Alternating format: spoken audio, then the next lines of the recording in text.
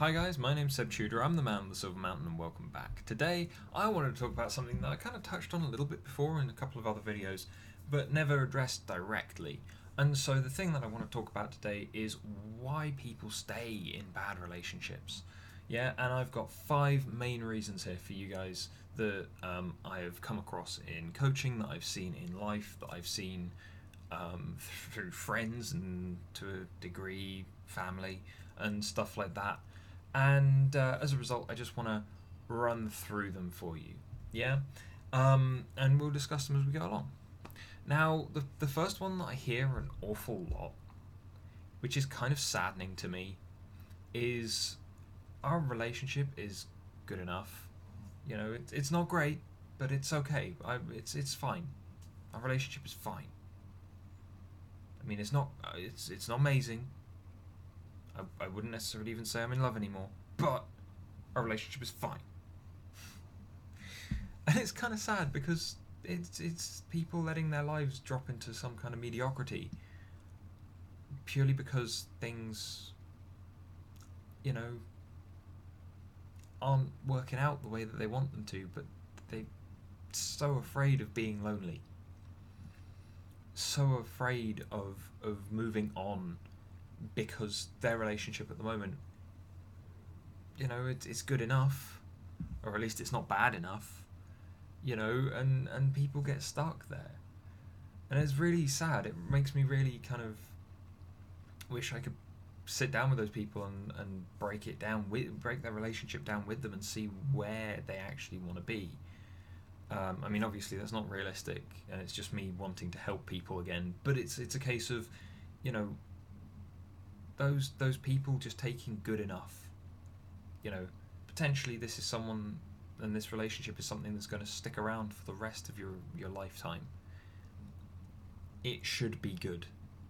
Not good enough. Not okay. Not fine. Not too bad. Not, you know, bad enough. Or anything like that. It shouldn't be any of those things. It should be good.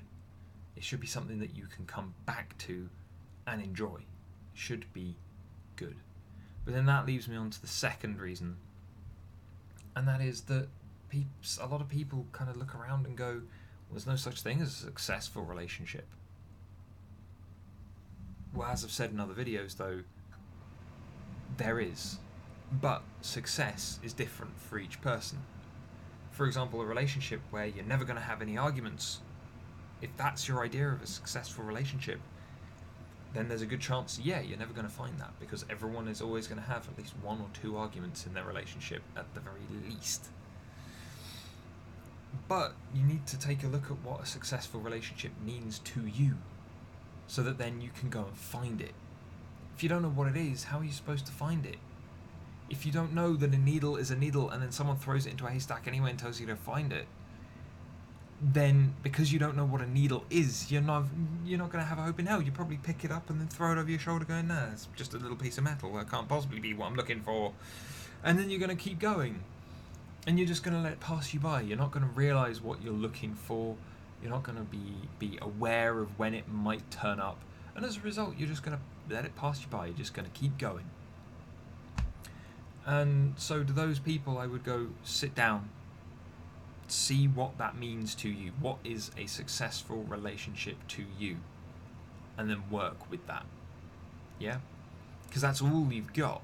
That's all. As said, a relationship is potentially going to be a thing that lasts with you for a very, very long time. In which case, going, well, even there's no such thing as a successful relationship. Our relationship isn't successful, but we're okay. You know, it's allowing you to settle for that mediocrity, or it's making excuses for the fact that your relationship is pretty fucking shitty. Yeah? If your relationship's falling apart and you go, oh, well, the relationship is what you make it. Okay, fair enough. Then why are you making it crap? Yeah? Why is it like this? Oh, well, there's no such thing as a successful relationship. Well, yeah, there is, but you're obviously not taking responsibility in the action to make yours work the way you want it to. So that's the second one there, that, you know, you just need to pay attention and work out what success means to you so that you can then pursue it. But then another one, and I've seen this very, very prevalent recently, um, because especially amongst young people, young couples, especially ones who are moving forward or trying to, people who've just finished university, people who have been together for a long time and are moving on to new things, first time of buying a house, first time of moving in together, stuff like that. And when things aren't working out the way that they want them to work out, they are more afraid of admitting failure, admitting that their little project didn't work. And as a result, that embarrassment is something that they run away from far faster than their relationship. And as a result, the relationship persists. But then, of course, over time, because the project has failed, the thing that they have tried to work kind of into this little box that they had for it isn't functioning. They're not able to fit it all in there, and as a result, it starts to break down. And the longer it has to break down, the more of a failure it will seem at the end, the more damaging it will be to that person at the end. And so, firstly, I would say that viewing a relationship as a project, viewing it as a thing that you can work on in a very linear, methodical way, doesn't work. People are not linear, methodical, rational, sensible, make sense, or any of those things, in which case trying to treat them like some kind of tech project just does not function, does not work. Don't try it. You will only end up continually messing yourself over. Ladies out there especially who think that they can fix a man, or guys who think that they can, beyond being supportive, make their girlfriend into their ideal girlfriend just through poking and prodding and stuff like that. That does not work. You cannot do it. Find a person who fits with you and grow together. Do not try and promote one person doing a thing and another person doing a thing. You need to both grow at once. But as a result, this admitting of failure is something that also young people are not particularly good at anyway, because they are from a generation of participation medals and things like that, in which case failure is not something that they've rubbed up against an awful lot. And so when it's something this important that leads them to be so blinded by the emotions involved, it just doesn't work. They can't solve the problems. They only ever have their own emotional and mental state deteriorate under the pressure of it all, just because they won't just take hold of their own situation and deal with it, accepting the failure, accepting whatever else, and realizing that the embarrassment is all in their head. Anyone who judges them for taking their own life into their own hands and acting upon it entirely on those other people, that's not your problem. But now we've got a couple that are maybe more applicable to older people, but also to other people who are kind of already living together, or in some way dependent on one another in more than an emotional kind of ephemeral way. And one would be that trying to go your separate ways would be expensive. If you've been living together through uni for a couple of years and now you're leaving, and you realise that as a result of leaving and moving in together outside of a university relaxed kind of bubble environment that most universities tend to be, then trying to then separate yourself and go your separate ways when housing and rent and whatever else is incredibly expensive, it can be really, really hard. It can be really expensive. I can completely understand why a lot of people go back to getting out the spreadsheet, taking out the calculator and the bit of paper, and doing the math, doing all the maths and plucking out the numbers on their relationship and taking those as more of a priority than their own emotional and mental well-being. And it's tough. I would say that this is probably the toughest reason to deal with on this small list that I'm giving you guys. And the way to deal with it, I mean, this also stands for people who are looking to get divorced and things like that later in life. There is a cost, a monetary cost that will go along with whatever they choose to do.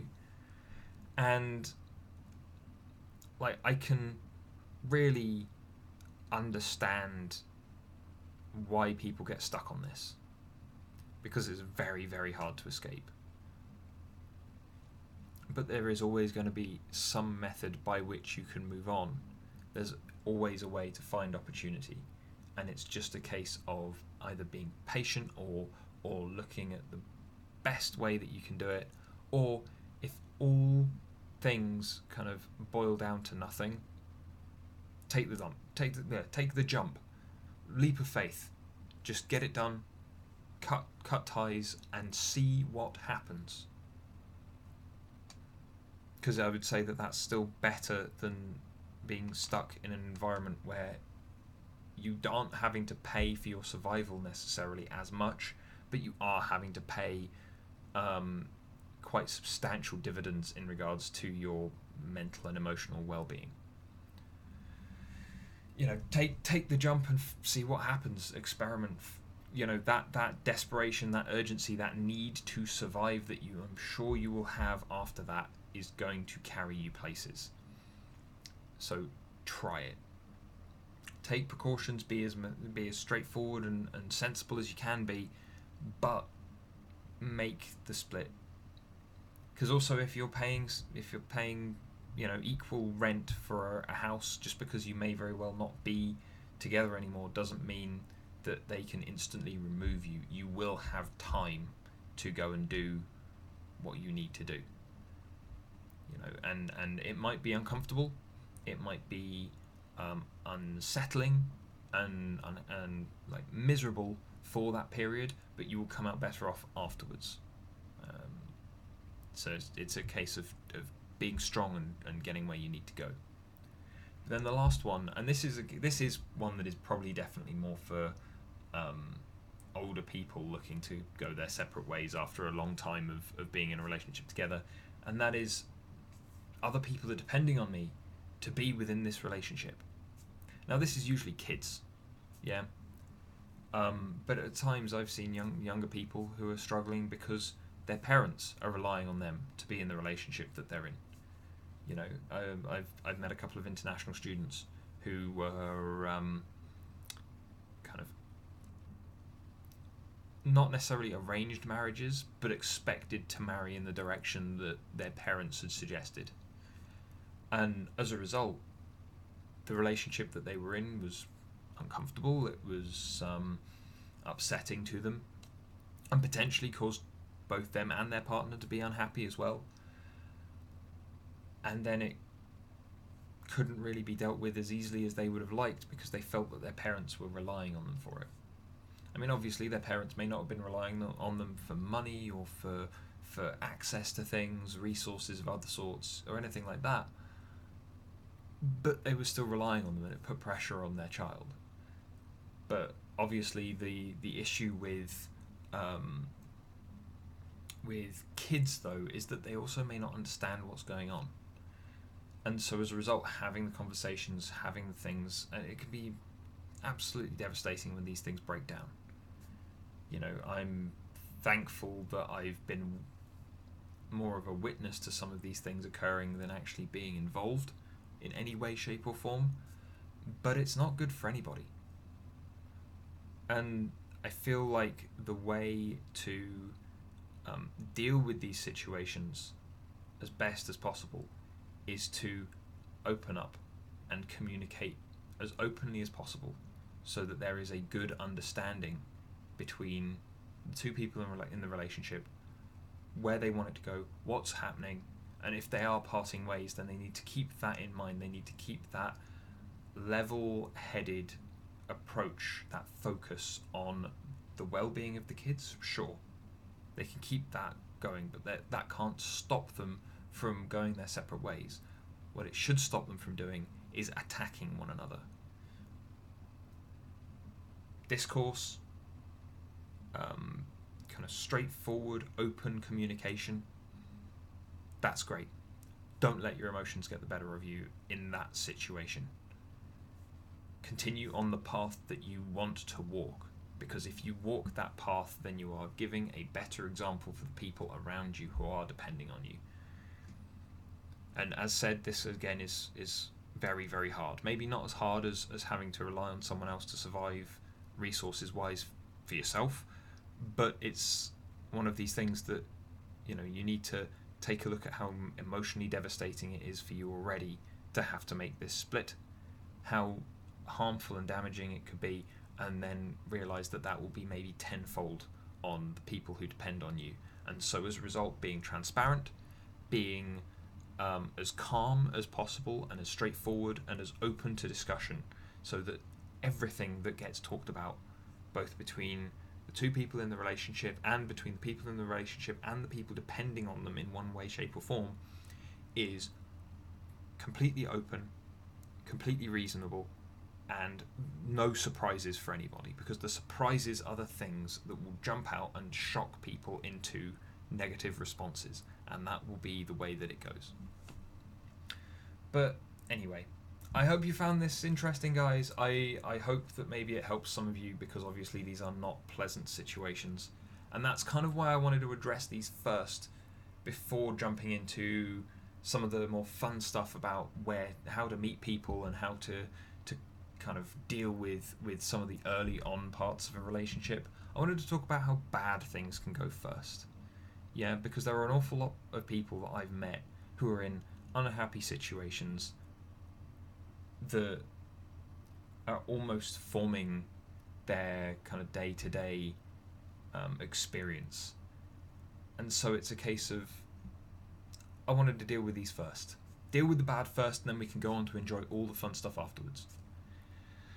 But anyway, thank you very much for watching, guys, and I will see you in the video tomorrow. Take care.